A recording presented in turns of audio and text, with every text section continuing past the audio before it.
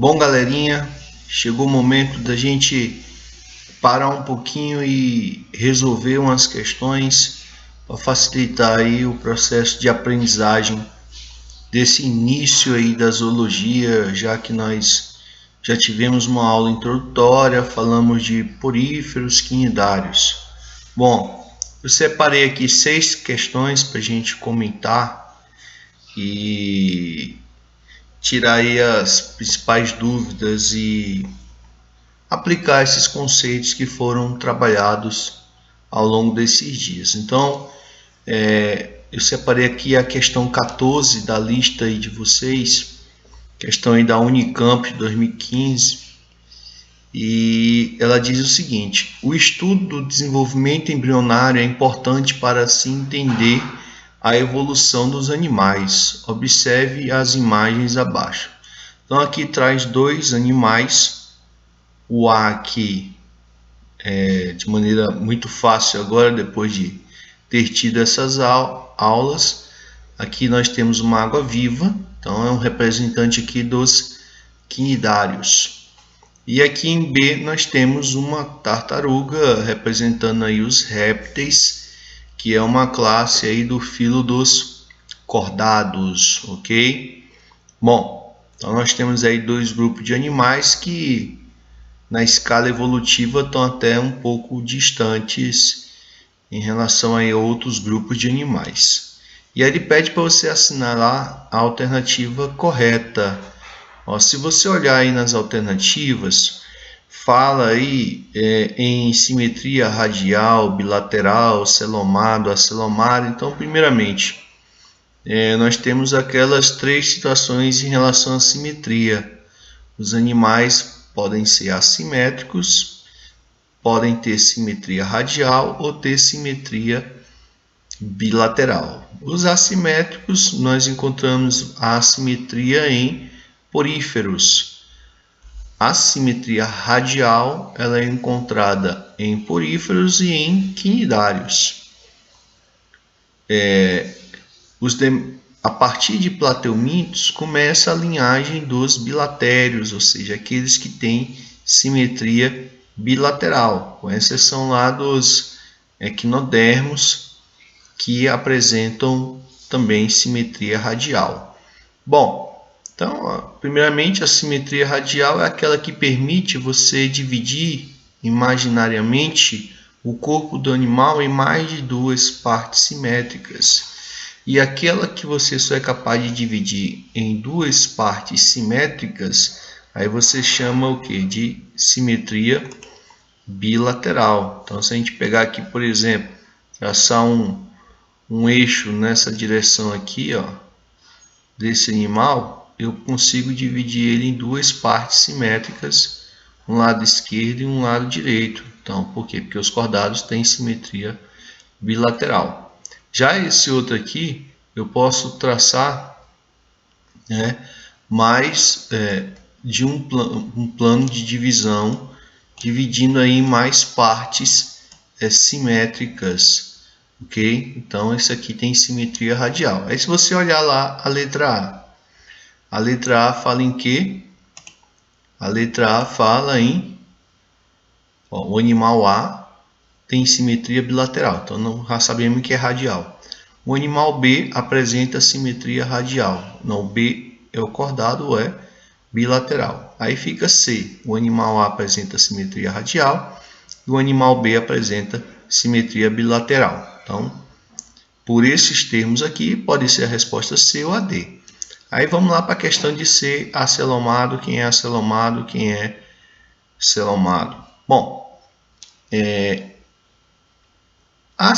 o celoma é uma estrutura de origem mesodérmica, é uma cavidade mesodérmica.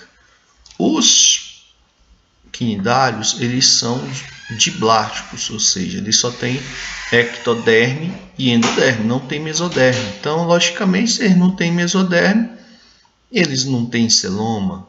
É até redundante falar que eles sejam acelomados, tá bom? Porque eles não têm nem mesoderme. Agora, o animal aqui B, ele é um animal celomado. Por quê? Que você tem aí os plateumintos, depois dos quinidários vêm os plateumintos, são acelomados. Eles têm mesoderme, mas são acelomados. Depois vem nematomintos, são pseudocelomados. E aí de moluscos para frente, todos são celomados. Tem até dois tipos. Os esquizocelomados, que é o caso de moluscos, anelídeos e artrópodes, e interocelomados, equinodermos e cordados. Então, o animal A, aqui nessa situação, seria acelomado e o B celomado. E aí a letra D diz que esse aqui é acelomado, não é? Já a letra C diz que este aqui é acelomado, então, nesse caso, a resposta fica sendo aí a letra C. A outra questão que eu separei para vocês foi a questão 15, questão aí de 2015 da Universidade Estadual de Londrina. Diz o seguinte: leia o texto a seguir. Turritopsis dorni é uma espécie de hidrozoário conhecida atualmente como água-viva e imortal. Então está aqui o ciclo dela, tá bom? Essa aqui seria uma imagem colorida dessa água viva. Como ela é um hidrozoário, então os hidrozoários eles são caracterizados o quê? Por apresentar metagênese, com exceção das hidras, que são os únicos hidrozoários que não têm metagênese. Só que nesse ciclo a forma predominante é a forma de pólipo. A forma pólipo predominante, a fase de medusa ela é transitória, ela só dura até o indivíduo se reproduzir, produzir lá os gametas. Lembrando que a medusa é a fase sexuada e o pólipo é a fase assexuada. Só que o que acontece normalmente? Quando chega na fase de medusa, que produz os gametas, ocorre a fecundação, forma o zigoto, né, e forma a plânula que se fixa e forma um novo pólipo. Essa aqui desaparece. É uma fase transitória. O que acontece? Seu curioso ciclo de vida foi descoberto em 1988 por Christian Sommer, um biólogo marinho alemão. Sommer manteve espécies de Turritopsis dorni no laboratório e, após vários dias, notou que os animais estavam se comportando de uma maneira muito peculiar. Eles se recusavam a morrer.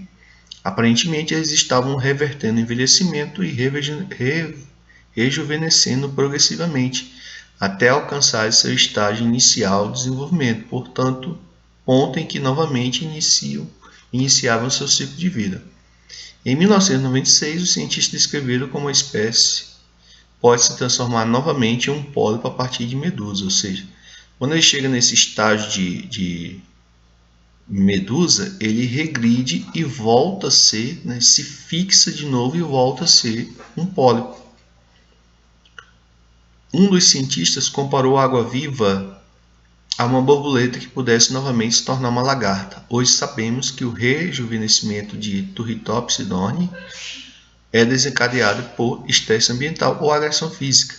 Essas descobertas apareceram para desbancar a lei mais fundamental da natureza. Você nasce, então você morre. Tá bom? Então, nesse ciclo aqui, ele representou com algumas letras, tá? Aqui o estágio da fecundação e aí o desenvolvimento do pólipo. O pólipo sofre estrobilização, soltando aqui as éfiras. É uma espécie de oica, tem a medusa macho e a fêmea. Ocorre aqui a fecundação. Tá bom? A fecundação aqui ela é externa, que é característica aí dos hidrozoários. E aí tem uma lavazinha chamada de plano. O esquema assim ilustra o ciclo de vida de uma água-viva. Utilizando as letras do esquema, determine as etapas que podem se reverter em situações de estresse ambiental durante a vida do indivíduo de Turritopsis dorni e justifique usando as informações do texto. Então, no texto diz que, em 1996, os cientistas descreveram como a espécie pode transformar-se novamente em um pólipo a partir de medusa. Então, ele regride aqui de medusa para pólipo. Então, ele regride aqui as fases F e E. São aquelas afetadas aqui durante ele. É o que ele vai reverter durante a situação de estresse ambiental. Ou seja, essa medusa ela volta ao estágio de éfira e se fixa aqui, formando um novo estágio polipoide. Bom, seria uma estrobilização invertida. Letra B. Embora entre os animais o ciclo de vida ilustrado ocorra apenas no filo quinidário, só os quinidários que têm essa questão da metagênese, entre os vegetais, como os musgos, briófitos, um ciclo de vida semelhante a este é comum. Entre os quinidários e os musgos existem diferenças marcantes em relação ao teor cromossômico das células em cada fase dos ciclos e também em relação ao tipo de divisão celular responsável pela produção de gametas. Então, as plantas, elas também apresentam metagênese, só que é diferente. Qual a diferença? Aqui, nesse caso, como é um animal, o ciclo dos animais é como eu expliquei para vocês, é o haplobionte diplonte, ou seja, tanto a forma de medusa quanto a forma de pólipo, se eu pegar qualquer célula aqui, ela é diploide. E a meiose é na hora de formar os gametas, que é o que nós chamamos de meiose gamética. É diferente lá das plantas, onde você vai ter um estágio chamado, o estágio sexual lá, ele é chamado de gametófito, e ele é haploide. Já o estágio assexuado é o esporófito, e ele é diploide. Então há uma diferença de indivíduo, de diploidia, entre os dois indivíduos adultos. Beleza? Essa é a diferença fundamental entre o ciclo de vida das plantas com o dos quinidários. A questão da ploidia, porque o ciclo lá das briófitas, das plantas, é o diplobionte. Bom, a questão seguida é a 2 aí da lista de vocês, também da Universidade de Londrina, questão de 2020. Além da simetria, os tecidos embrionários e a origem das cavidades corporais podem auxiliar na compreensão das principais relações evolutivas existentes entre os diferentes grupos animais. Com base nos conhecimentos sobre as tendências evolutivas dos grupos animais, assinale a alternativa correta. Essa eu vou começar a analisar a partir da última. As anêmonas, por serem triblásticas, anêmona é quinidário. Quinidário é o quê? Anêmona é lá dos antozoários. Ela não tem metagênese, só tem estágio de pólipo. Mas só que todos os quinidários são diblásticos, não são triblásticos. Então, eliminei a letra E. Letra D. As esponjas são animais filtradores que captam partículas alimentares da água por meio de células flagiladas que as conduzem para a boca. Esponja não tem boca, pessoal. Boca aparece com os quinidários. Então, está errado. C. Com base na presença e no tipo de cavidade corporal, os animais diblásticos podem ser classificados em protostômos, por possuírem sistema digestório completo, e deuterostômos, no quais o mesmo sistema é incompleto. Nada a ver. Protostômos são os animais que o blastóporo origina a boca, e deuterostômos é aqueles que o blastóporo origina o ânus. Sistema digestório completo é o fato de ter boca e ânus, e incompleto no caso de só ter boca. Então, aqui não estão correlacionados esses conceitos. Certo? Totalmente errado. B. Na maioria dos animais que compõem o grupo dos poríferos, o celoma... Porífero tem celoma, pessoal? Não tem. Ainda diz que o celoma tem origem endodérmica. O celoma tem origem mesodérmica. Tudo errado aqui. E aí sobrou a letra A. Olha, como é que você responde esse tipo de questão? Muitas vezes por eliminação. E na letra A fala uma coisa aqui que é a metameria, que eu citei para vocês, que é a divisão do corpo em segmentos. Mas a gente vai falar mais sobre metameria quando a gente estiver em anelídeos.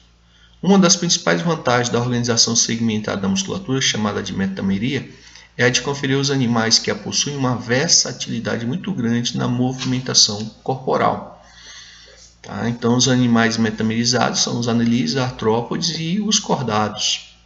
Ela vai aparecer de forma tímida e primitiva em uma classe de plateumintes, que é a classe cestoda da tênia, mas de forma primitiva. Então, por eliminação aqui, você responde aí a letra A, beleza? É a resposta dessa questão. Bom, passando aí para a quarta questão, que seria a questão de número 3 da lista de vocês. Olha só, questão aí da FUVEST 2019. Estamos fazendo questões só aí de grandes vestibulares. fala sobre essa questão. Hoje está se cobrando muito em relação aos quindários, a questão ambiental, dos efeitos do excesso de dióxido de carbono liberado pela queima de combustíveis fósseis, das queimadas das florestas, nos ambientes, além do efeito estufa, os problemas nos ambientes aquáticos. Então fiquem ligados nisso aí. O processo de acidificação dos oceanos, decorrente das mudanças climáticas globais, afeta diretamente as colônias de corais, influenciando na formação de recifes. Assinale a alternativa que completa corretamente a explicação para esse fenômeno. Então, olha só, o dióxido de carbono dissolvido no oceano, o que acontece? Ele entra no meio aquático, ele reage com a água e forma um ácido carbônico. Esse ácido carbônico se dissocia em íons H+, e íons de bicarbonato. Ou seja, o excesso de H+ aí vai diminuir o pH da água, aumentando aí a acidez. Diminuir o pH é aumentar a acidez e aumenta a quantidade de hidrogênios livres. Beleza? Então, olha só o que diz a letra A. O dióxido de carbono gera menor quantidade de íons de hidrogênio, o que diminui o pH. Gera maior quantidade de íons de hidrogênio, o que diminui o pH. Não está errada a letra A. Letra B. É absorvido pelo fitoplâncton, entrando no processo fotossintético. O dióxido de carbono é reagente da fotossíntese. E aí só que ele erra aqui, ele diz, e o oxigênio liberado permanece na água do mar, oxidando e matando os recifes de corais. Não, a maior parte desse oxigênio é liberado na atmosfera. 87% do oxigênio da atmosfera vem da fotossíntese do fitoplâncton. Tá bom? Não tem essa questão desse oxigênio em excesso oxidar os recifes. Os recifes de corais não são destruídos pela oxidação, e sim pelos efeitos do ácido carbônico e pela diminuição da quantidade de bicarbonato, de carbonatos de cálcio no meio aquático. C. Leva à formação de ácido carbônico, que dissociado gera ao final íons de hidrogênio e de carbonato, que se ligam impedindo a formação de carbonato de cálcio que compõem os recifes de corais. Não é isso, tá bom? Se esses hidrogênios se juntar aos carbonatos, vai formar lá os íons bicarbonatos, tá bom? Que é matéria-prima até para formar o carbonato de cálcio. D. É absorvido pelo fitoplâncton, entrando no processo fotossintético. O oxigênio liberado torna a água do mar mais oxigenada, aumentando a atividade dos corais e o tamanho dos recifes. Aí seria um efeito era benéfico. Totalmente errado. Letra E. Reage com a água, produzindo ácido carbônico que permanece no oceano e corrói os recifes de coral que são formados por carbonato de cálcio. Lembra da prática que eu fiz com vocês do osso em meio ácido? Que acontece lá, o ácido acético que eu fiz com vocês até com vinagre. Então, no meio ácido, o que acontece? Ele reage lá com a matriz óssea, que tem carbonato de cálcio, e aí ocorre a retirada do cálcio, tornando o osso fica maleável. É mais ou menos o mesmo tipo de reação que acontece aqui, tá bom? Onde se destrói a matriz aí do recife de coral, ocorre aí a corrosão dos recifes de corais, consequentemente a morte dos corais. Beleza? E o outro processo ligado a isso é que esse excesso de ácido ainda faz com que nessa situação de estresse para o coral ele termine eliminando as algas que vivem em simbiose nele, chamadas de zooxantelas, e aí isso aí provoca o branqueamento dos corais, porque os corais têm aquelas tonalidades de cores diferentes, muito associado à simbiose e os pigmentos dessas algas que vivem no seu corpo. Então a resposta aqui dessa questão é a letra E.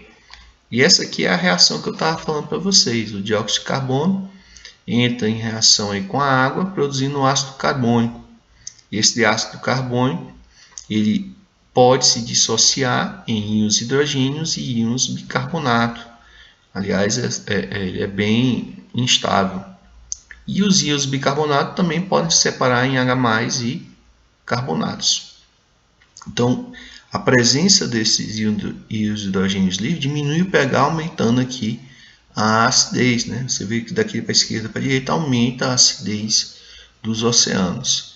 E aí essa acidez associada com a presença do ácido carbônico corrói aí as conchas de moluscos, de alguns crustáceos, os recifes de corais, tá certo?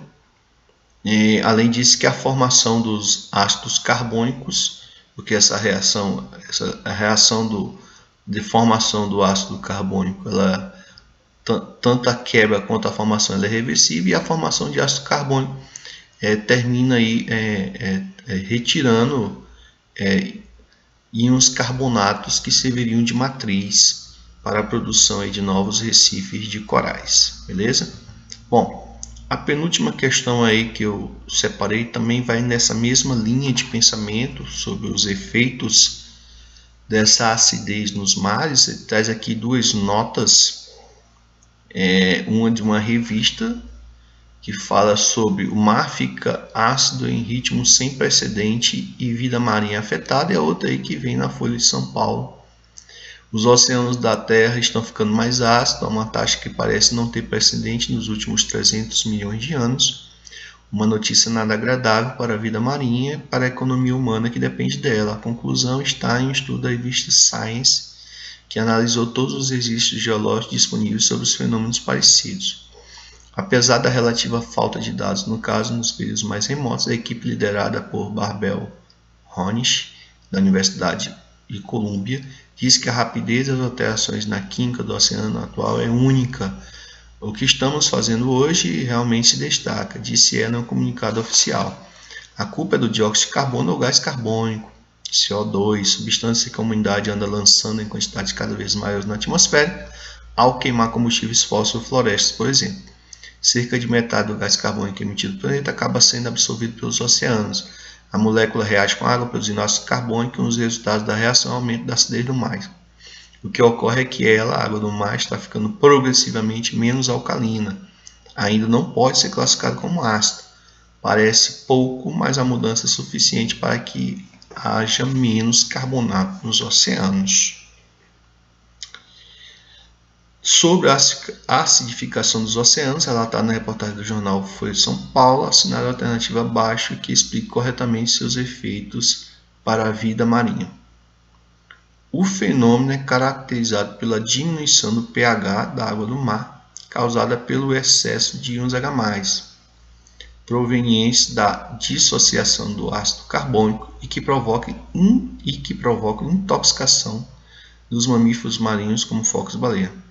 Não existe isso, H+, provocar intoxicação, não tem essa situação, tá bom? Intoxicação seria aí por substâncias como mercúrio, tá? E outros. B. O fenômeno produz os íons carbonato, resultantes da dissociação do ácido carbônico, formado no processo de acidificação, provocando aumento da temperatura do mar. O que tem a ver isso aqui com o aumento da temperatura do mar? Não tem nenhuma relação. C. O fenômeno torna o carbonato de cálcio menos disponível na água, que tem levado diversos organismos que possuem esqueleto calcário, como corais e crustáceos, a sofrer uma dissolução de suas estruturas calcificadas. Aí a resposta é a letra C. Tá? A letra D fala o fenômeno de acidificação provoca o aumento do consumo de gás carbônico nos ecossistemas marinhos, o que favorece a reprodução dos corais. Pelo contrário, faz prejudicar. Letra E. O fenômeno provoca a proliferação excessiva de certas espécies de algas pelo aumento da acidez da água. Pelo contrário, faz atrapalhar. E estas são capazes de produzir toxinas que se acumulam na cadeia alimentar, intoxicando. Não. Isso aqui vai provocar também, em outro sentido, o branqueamento dos corais. Bom, então fica a letra C. E a última questão aqui que nós vamos trabalhar é uma questão aí de somatório. Diz o seguinte, a questão aí de 2016. Os quinidários são animais diblásticos, isto é, apresentam apenas dois folhetos germinativos, a ectoderma e endoderma. A ectoderma origina a epiderme, tecido que reveste o animal, enquanto a endoderma origina a gastoderme, tecido que reveste a cavidade digestiva. Tudo bem, tem esses dois tecidos no corpo do animal. Por fora, a epiderme, e por dentro, a gastroderme. A epiderme vem da ectoderme e a gastroderme, que forra a cavidade gastrovascular, vem da endoderme. Unindo estes dois, há a mesogleia, que não é tecido, é uma massa gelatinosa, onde ali você tem também células como os neurônios. Em relação aos tipos de células da epiderme e gastroderme dos quinidários, bem como suas respectivas funções, assinale o que for correto. Item 1. As células mioepiteliais, ou seja, células que são células epiteliais, mas que possuem a capacidade de se contrair, daí o mio de muscular, epidérmicas, são pequenas, localizam-se na mesogleia e não são totipotentes. Olha, não se localizam na mesogleia, se localizam na epiderme. Beleza? Então, falso esse item aqui. 2. No interior das células intersticiais encontra-se o nematocisto, o qual contém um líquido tóxico. O nematocisto é aquele filamento que libera a substância urticante e neurotóxica. O nematocisto é uma organela do quinidócito ou quinidoblasto. Não das células intersticiais. As células intersticiais são as células totipotentes que regeneram o quinidário, origina todas as outras células do quinidário.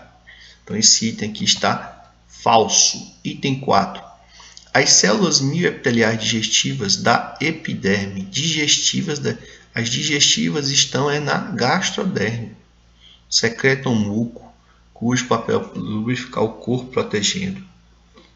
Não, elas são encontradas na gastroderme. Falso. 8. As células sensoriais têm capacidade de perceber estímulos ambientais e transmiti-los às células nervosas presentes na mesogleia. Verdadeiro.